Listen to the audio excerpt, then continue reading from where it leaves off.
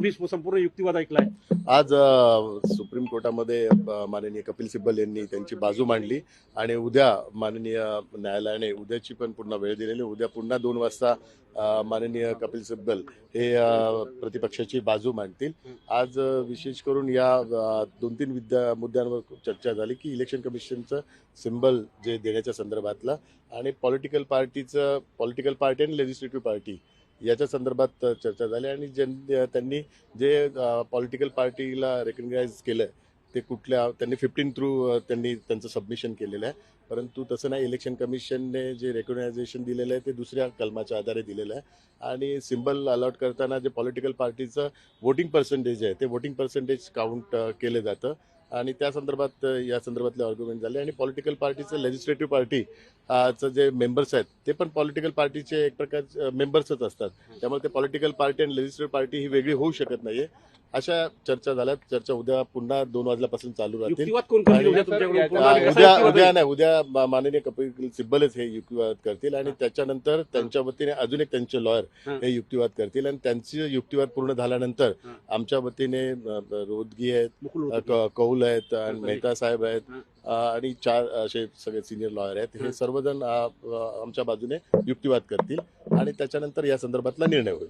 आणि त्यांनी जो आज युक्तिवाद केलाय त्या युक्तिवादाला प्रत्युत्तर आमच्या सगळ्या सिनियर लॉयरच्या माध्यमातून देण्यात येईल. कारण त्यांनी खऱ्या अर्थाने खोटी बाजू ही न्यायालयासमोर मांडलेली आहे. जे काही त्यांनी मुद्दे मांडलेले आहेत त्यात काही बेस नाही आहे.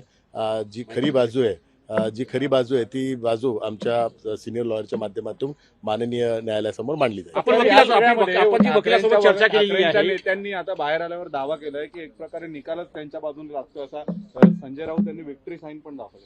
नाही, दावा कोणी करेल, कारण निर्णय घेण्याचा हा अधिकार हा संपूर्ण माननीय सर्वोच्च न्यायालयाचा खंडपीठाचा आहे. त्यामुळे कोणी दावा करू शकत नाहीये. त्यामुळे तो माननीय सर्वोच्च न्यायालयाचा आता अपमान होईल आणि त्यामुळे हा आता युक्तिवाद चालू आहे आणि आम्हाला संपूर्ण विश्वास आहे की आम्ही जे काही गोष्टी केलेल्या आहेत, जे काही प्रक्रिया केलेल्या आहेत आणि जी काही प्रोसिजर केलेली आहे ती घटनेला अनुसरून केलेली आहे आणि कायद्याला अनुसरून केलेली आहे.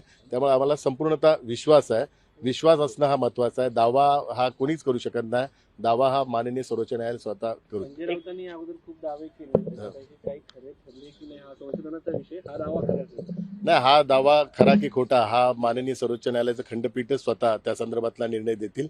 आम्हाला संपूर्णतः विश्वास आहे. हा दावा खोटा आहे हा हे आता माननीय सर्वोच्च न्यायालय त्यांच्या निकालाच्या माध्यमातून देतील. मुख्य नेते पदाच्या एकनाथ शिंदे यांच्या निवडीवरती आक्षेप घेतला गेला. कपिल सिब्बल यांनी सांगितले की घटनेत हे पदच नाहीये शिवसेनेच्या घटनेमध्ये. नाही, कपिल सिब्बल यांनी ही चुकीची माहिती माननीय न्यायालयासमोर मांडलेली आहे. कारण घटनात्मक पदाची ती निर्मिती केलेली आहे आणि ती निर्मिती करताना जी काही इलेक्शन कमिशनच्या ज्या प्रोसिजर आहेत त्या प्रोसिजर आम्ही फॉलो केलेल्या आहेत आणि जी माननीय बाळासाहेबांची जी घटना आहे त्या घटनेला अनुसरूनच ह्या सर्व आम्ही प्रोसिजर केलेल्या आहेत. त्यामुळे आम्हाला संपूर्णतः विश्वास आहे माननीय इलेक्शन कमिशनने जो निर्णय घेतलेला आहे तो निर्णय योग्य आहे, घटनेला अनुसरून आहे आणि घटनेचाच विजय होईल आणि इलेक्शन कमिशनच्या नियमांचाच विजय होईल.